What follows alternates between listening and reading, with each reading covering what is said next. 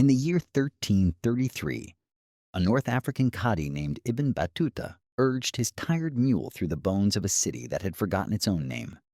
The air smelled of dry alfalfa and old smoke. No criers, no iron-shod wheels, no muezzin, only the echo of his own footfall and the soft collapse of sun-baked brick. He had come seeking the luminous libraries of Bukhara, the astronomical observatories of Samarkand, the fire temple wealth of Balkh. Instead, he found silence deep enough to swallow centuries. Somewhere in that hush, he must have asked the question that still vibrates beneath every ruined arch from the Volga to the Yellow River. Who did this? And more unsettling still, why did no one stop them? This is not a tale of inexorable Asian hordes, nor a cartoon of barbarism.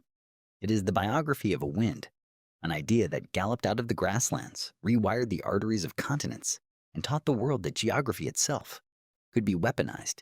Tonight we ride with that wind, feel its chill on our faces, and listen for the hoofbeats beneath history's floorboards. The steppe, 7% of the planet's land, receives its breath from the Arctic.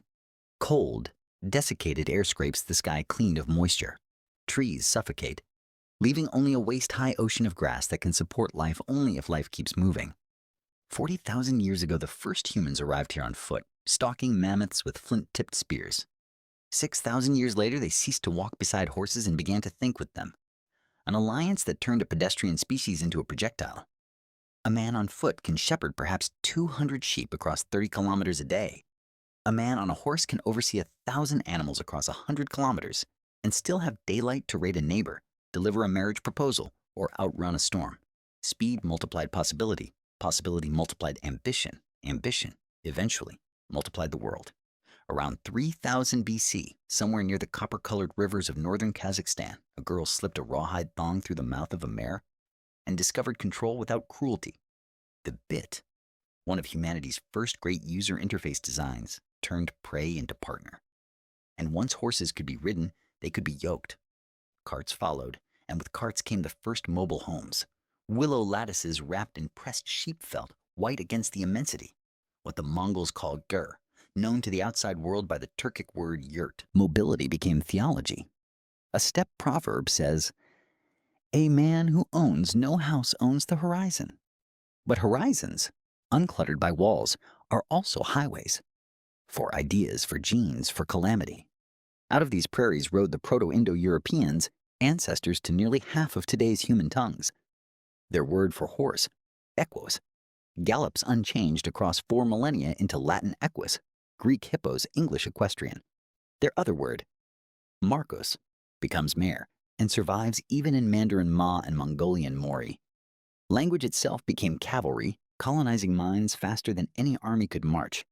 Yet for every civilization that learned to write, the steppe remained the place history could not read.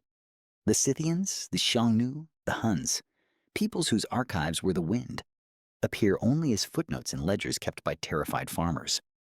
Herodotus, marveling at Scythian wagon cities, admitted, "They carry their homes on wheels so that the earth itself cannot fix them in place." 1,000 years later, Ammianus Marcellinus watched the Huns and shuddered. They are born in the saddle, they mate in the saddle, they die in the saddle, and still they never sit still. The composite bow, compact, lethal at 300 meters, turned every rider into an artillery piece.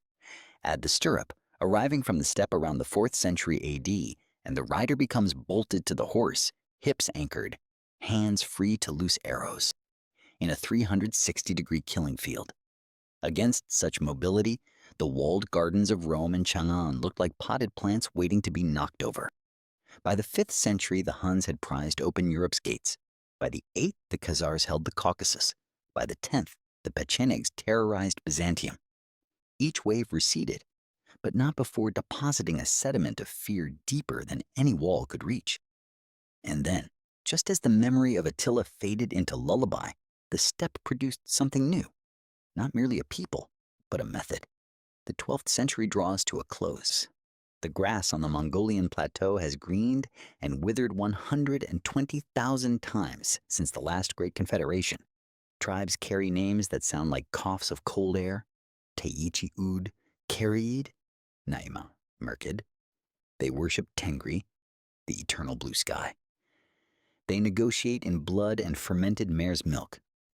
They count wealth by the height of a horse's winter fat. Into this fractious mosaic is born a boy called Temujin, of the Borjigin clan, beneath a prophecy that the rivers will one day flow backwards and wolves will walk with lambs. Temujin's father, Yasuge, is poisoned by Tatars when the boy is 9.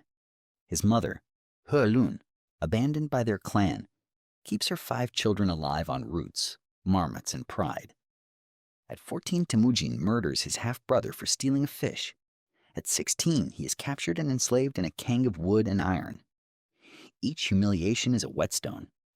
By 20, he has learned that loyalty purchased with merit outlasts loyalty purchased with blood. Steppe politics is centrifugal. Every lineage claims the right to split, to migrate, to raid. Temujin's revolution is centripetal. He promotes men because of competence, not ancestry. He protects merchants because information travels in their saddlebags. He codifies laws, yasa, that apply to prince and herdsmen alike. And he organizes his warriors not by tribe, but by decimal units, arban of 10, zun of 100, mingan of 1,000, so that no officer commands men who share a clan. Identity is melted down and recast in the crucible of the state. In 1206, on the banks of the Onan beneath a white standard fringed with 9 horsetails, Temujin is proclaimed Chinggis Khan, Oceanic, ruler. The assembled steppe aristocrats believe they have elected an overking. They have in fact elected an algorithm, an operating system for conquest that will run, with lethal efficiency, for 3 generations. The first target is the Shishia kingdom of the Tanguts, southwest of the Gobi. Cities that have never seen nomads except as merchants suddenly find engineers from the steppe building siege ramps, diverting rivers, catapulting naphtha. Shishia falls in 1209. Next, the Jurchen Jin dynasty of northern China, fortified by 1 million soldiers, supplied by granaries the size of counties. Chinggis pins them with cavalry, starves them with scorched earth, recruits Chinese siege technicians and Persian sappers. Beijing falls in 1215. The Jin emperor flees, only to drown in the Yellow River 2 years later, armor still buckled. But China is merely rehearsal. The Khwarezmian Empire, Persia, Transoxania, Afghanistan, controls the richest trade cities on earth. Merv, Nishapur, Bukhara, Samarkand. Its Shah, Allah ad-Din Muhammad, believes the desert itself is a moat. In 1219, a Mongol trade caravan is massacred at Otrar.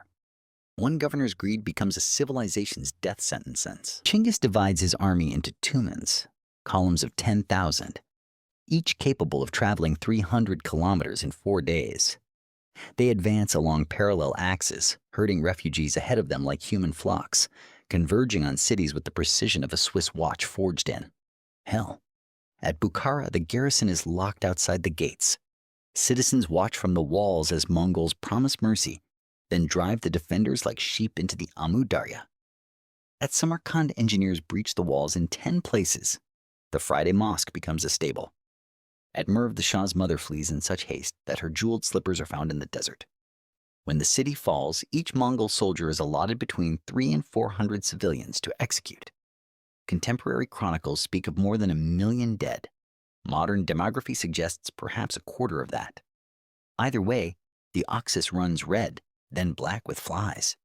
Ibn Battuta, standing in those ruins a century later, is looking at a wound that never fully scabbed. The Mongols did not merely destroy cities, they detonated the confidence of urban civilization.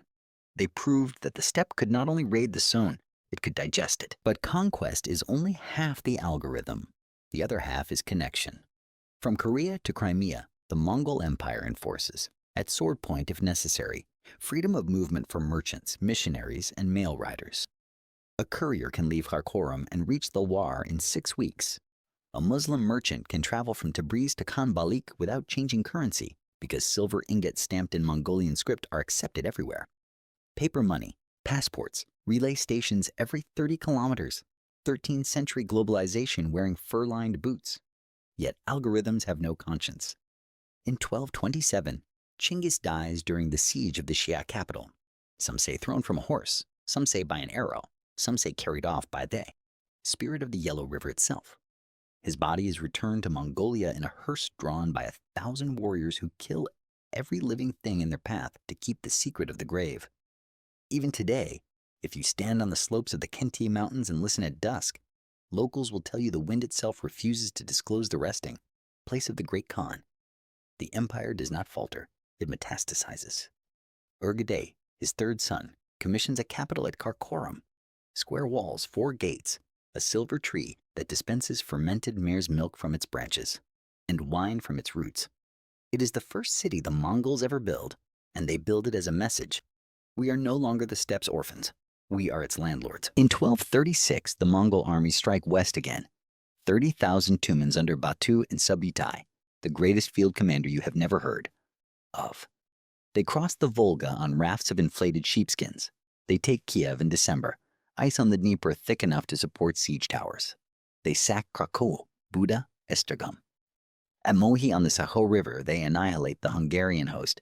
King Bela flees so precipitously that Mongol scouts find his fresh fish dinner still warm in the royal tent. Europe expects them at Vienna.